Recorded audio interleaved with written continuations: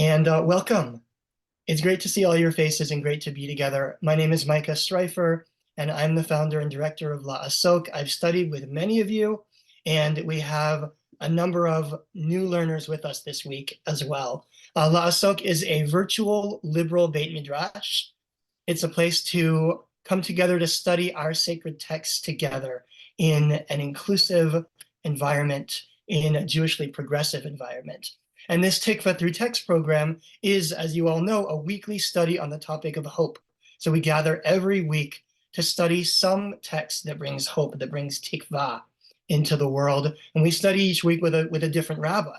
So for those of you who are joining us for the first time, especially the Central Synagogue crowd, glad you're here. And I would invite you to come back again next week. Next week, we'll be studying with Rabbi Gila Kane of Edmonton, Alberta.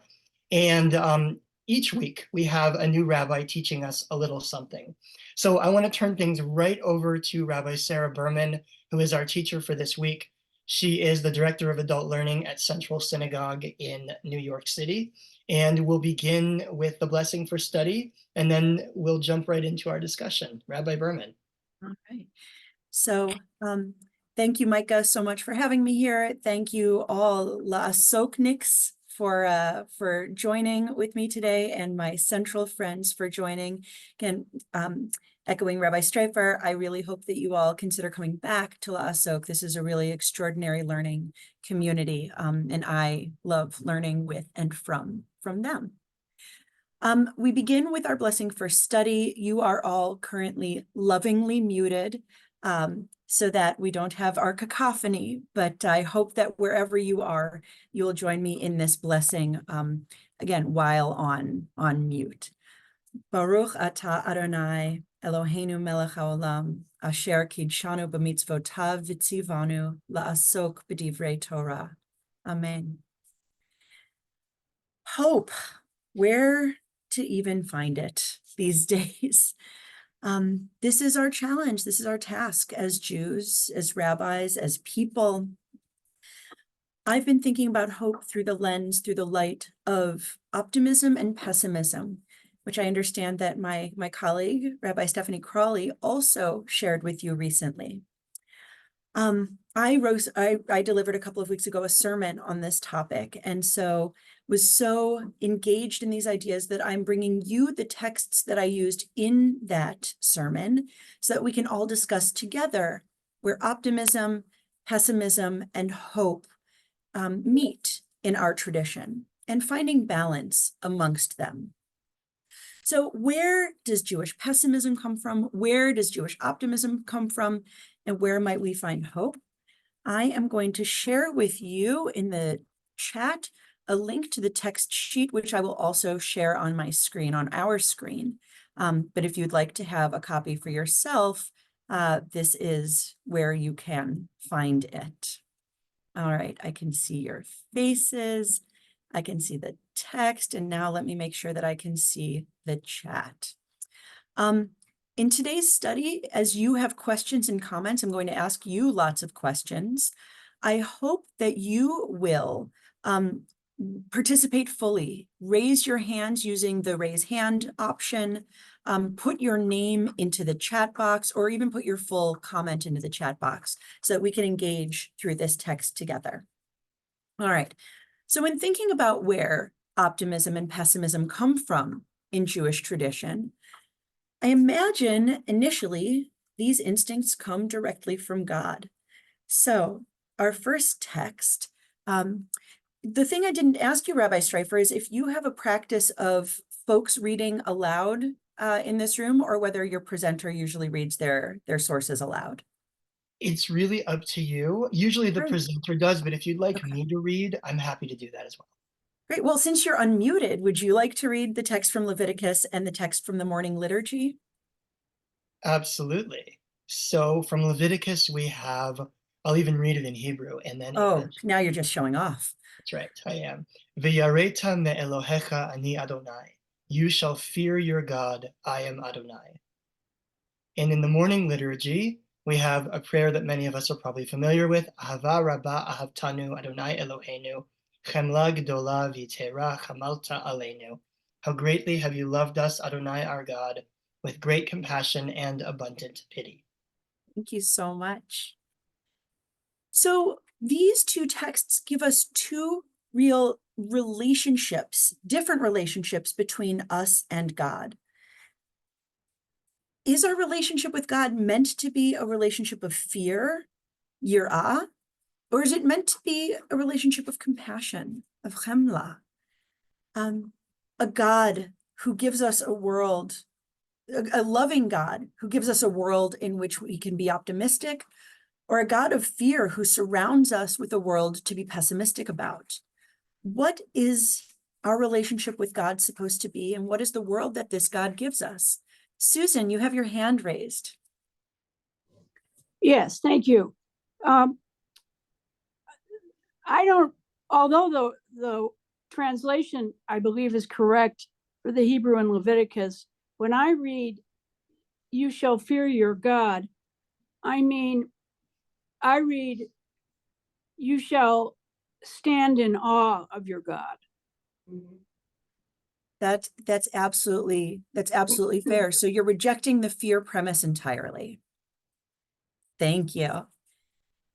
Anne, I see your hand raised as well. Or Jean. I don't know who I'm looking at. Okay. I think that a lot of words in the Torah have different definitions Sure. back then and today. And I think fear is respect or regard. I don't think it means shivering in a corner. And that's why you can get to how greatly you have loved us. I love that. And you're able to draw that straight line. You know, our Jewish tradition gives us not just one answer to any question, it gives us a whole range of answers. We are the yes and people. So yes, awe can be, or yirah can be awe. It can be this sense of respect. It can also be understood as true fear, as trembling. Our tradition gives us those options and then give us a God who seeks both kinds of relationships from human. Awe comes compassion and more from Lisa, Jerry agreeing with you as well, Anne, and Vicky agreeing with both of you that she doesn't like fear. Ed thinking that our forebears went far more for fear than the ahava rabbah, than the loving, kind, compassionate God. And Ed, you're absolutely right. So much of our tradition does contain that fear. Vicky, a comment from you. When I read fear, it's like a literal term for me, and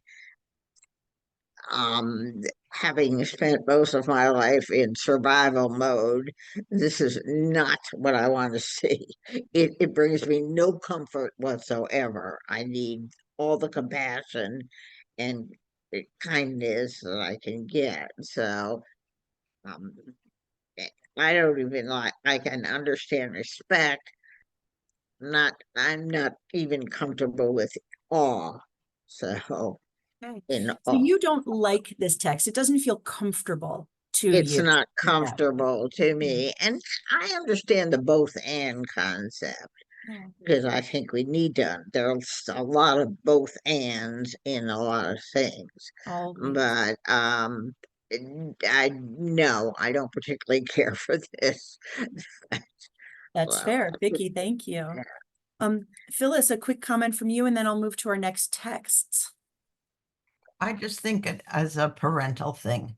A child, a young child may that's what know that his parents love him, but when he's doing something naughty, he's like, uh-oh, here comes mama. That doesn't mean, oh my God, she's going to kill me. That means Or it shouldn't mean that. doesn't. It's not that kind of fear. It's being caught. It's knowing I'm not behaving. It's telling you if I feel uncomfortable, then I'm doing the wrong thing. That's not, horrific fear. Yeah, Phyllis, thank you. So many of you know, many of the central folks here know that I facilitate a weekly Bible study group called Bible and Bagels. It is a group that meets early on Wednesday mornings For folks who are in the room, there are actual bagels. And for everybody who joins us, whether virtually or in the room, there is Bible for all. This is a group that's been meeting for about 30 years and have been reading word by word, verse by verse, chapter by chapter, the Hebrew Bible. 33 years in, we are now halfway through the book of Isaiah. It's quite a task, this reading of our sacred text. But it occurred to me in a recent discussion that Isaiah, who is a prophet who sometimes leans very hard into into warnings, into pessimism, and sometimes leans very hard into messages of comfort, messages of compassion. And he veers wildly between these two tones. And I had an aha moment learning from my Bible and Bagels participants. Many of you are here today, and you know exactly what this revelation was. Isaiah gives us a precedent for what many of us know to be true about our people culturally today. That when things are good, our people are pessimistic. But when things are bad, when things are tough, we're some of the biggest optimists in the world. We hope that things can and will change in our world. So the prophet Isaiah, who lived in the 8th century BCE, he was a prophet in Jerusalem, in the kingdom of Judah. This first passage, which I will read just in the English, gives us that sense of what's happening when times are good. Jerusalem isn't at war. There is no enemy at the gates. Life is fairly stable for the people of Judah. But this is Isaiah's message. Ah, Jerusalem has stumbled and Judah has fallen. It hasn't. Because by word and deed, they insult God, defying God's majestic glance. Their partiality in judgment accuses them. They avow their sins like Sodom. They do not conceal them. Woe to them, for ill have they served themselves. All right, so this is the message, the dark, brooding message that Isaiah gives when times are good. But when times are bad, when there is an actual enemy at the gates, when Jerusalem is under threat of destruction, the people under threat of dispersal, expulsion, and perhaps the end of their identity as a people, his message is this: say to the anxious of heart, be strong, fear not. Behold your God. Requital is coming, the recompense of God, who is indeed coming to give you triumph. Isaiah sees a world that will come out of the darkness. He is providing an optimism to a people who may not be able to see it for themselves. Whereas when things were good, people couldn't envision a bad time. He was there to remind them that things can always be bad. They can always get worse. So does this ring true to you, this kind of dichotomy, the pessimism in good times or optimism in dark times? Lisa, oh, it's so good to see your face. Oh, you're still on mute. Let's get you off of mute. Sorry. First Great. of all, thank you for this, and especially the Isaiah 35:4, that resonates so deeply for me. I think that in good times, remaining humble, I don't look at it as being pessimistic, if you will, but I think remaining humble, that even though we're in good times, we need to remember and take those times as a blessing, because it's not always like that. But this other piece of trying to find the hope in the darkness, especially when the darkness feels so black, like you can't find any light. This is, this really rings true right now. So thank you for shining a light on that. Thank you, Lisa. And Jerry, yes, indeed, it is very Jewish. You're making my point for me. Ed, what's on your mind with these two texts? And this is maybe the second or third time you've heard these texts. It is, and I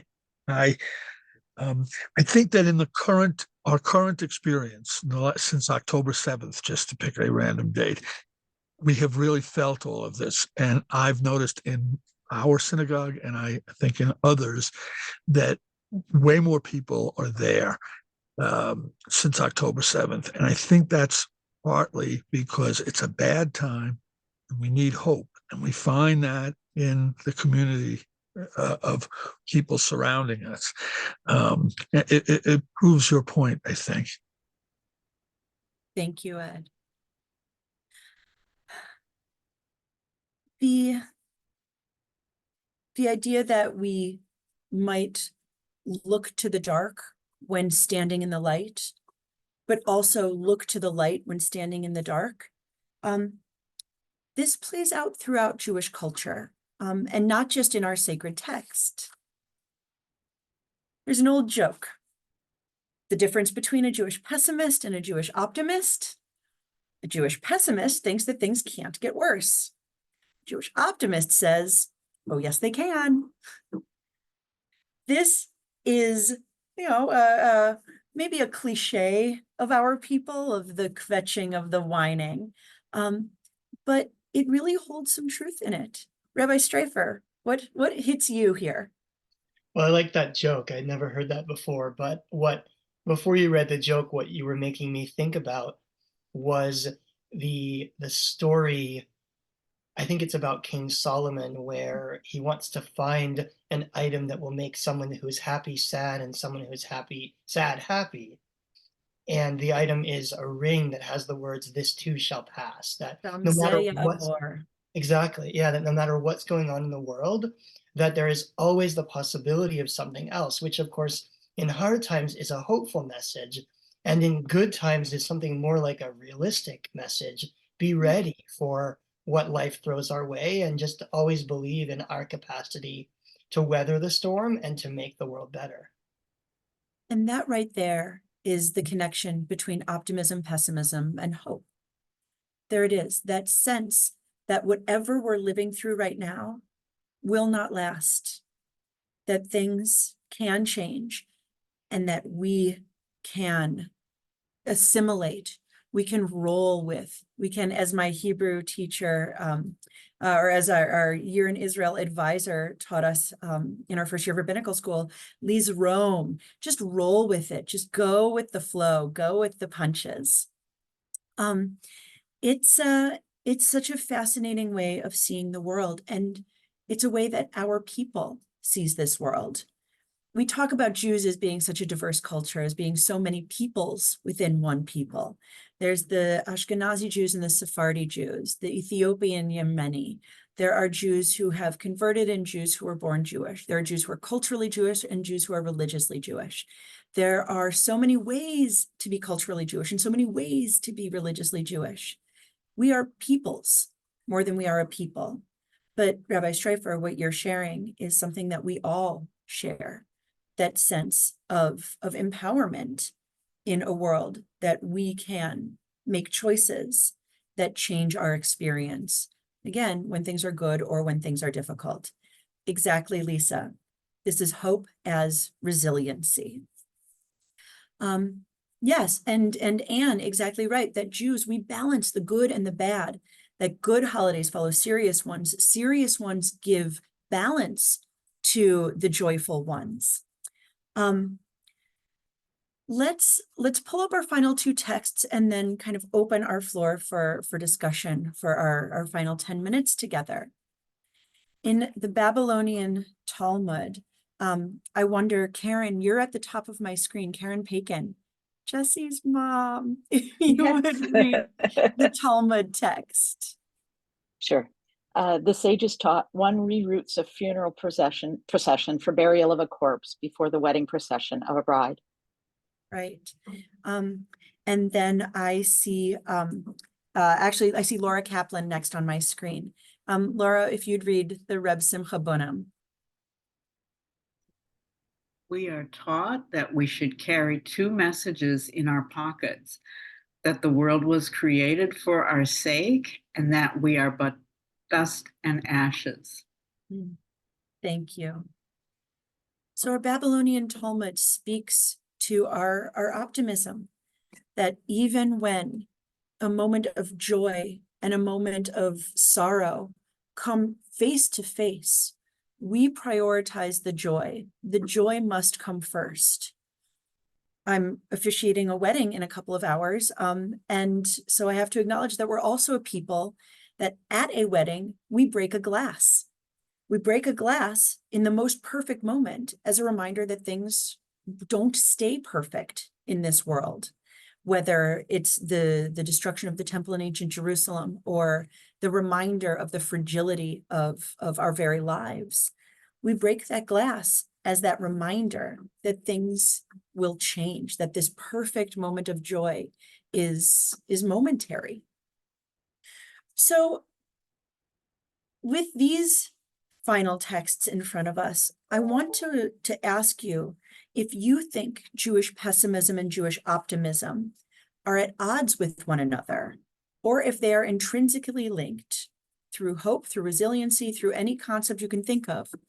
Are our pessimism and our optimism in relationship with one another, or are they really separate?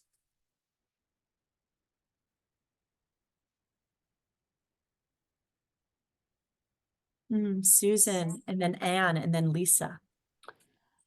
I think that they are intrinsically connected because I believe in a non-duality view of things. So it's not either or. And I have had many orthopedic surgeries in my days, and it has been very, very painful, but I never thought that it was, well, I did think it could get worse, but I never thought it wasn't going to get better. Yeah. And the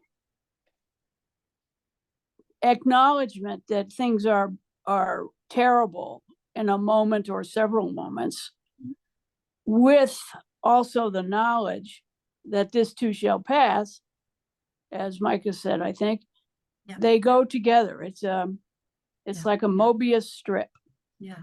Or in the words of Jerry Friedman in the chat box, they're complementary. Anne.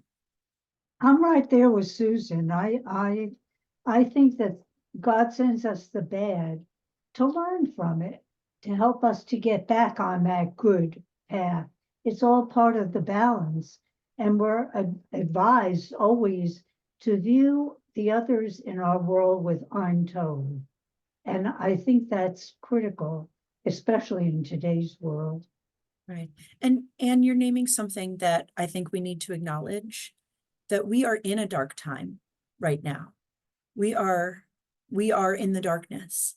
And so people talking about wanting comfort, wanting hope, wanting to avoid the ideas of fear and that sense of awe as something that is minimizing or diminishing to us.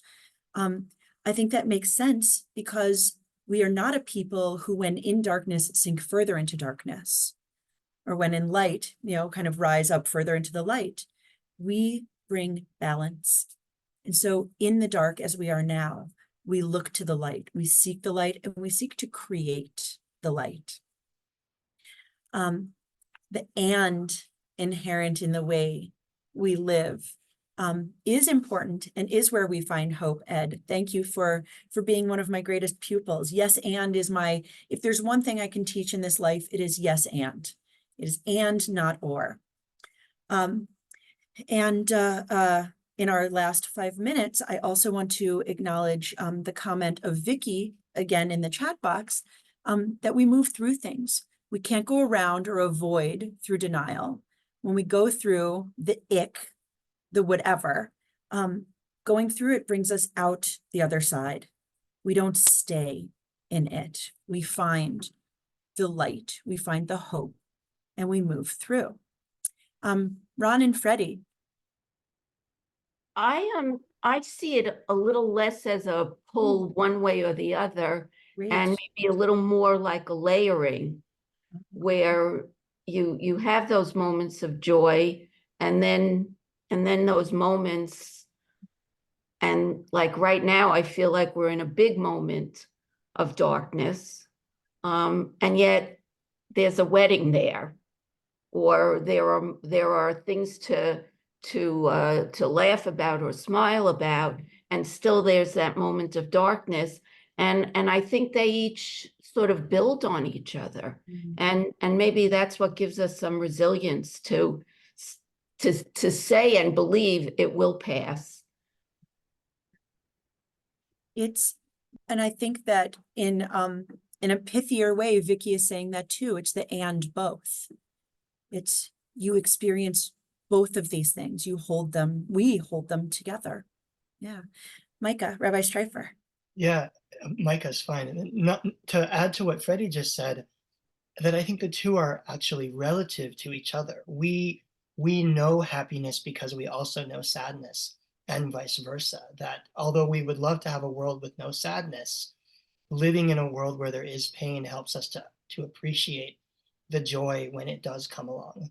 That's exactly it. And what Jewish tradition teaches us, really, more than anything else, is that we are resilient realists. That we know the good won't last, but we also have faith that the bad won't last.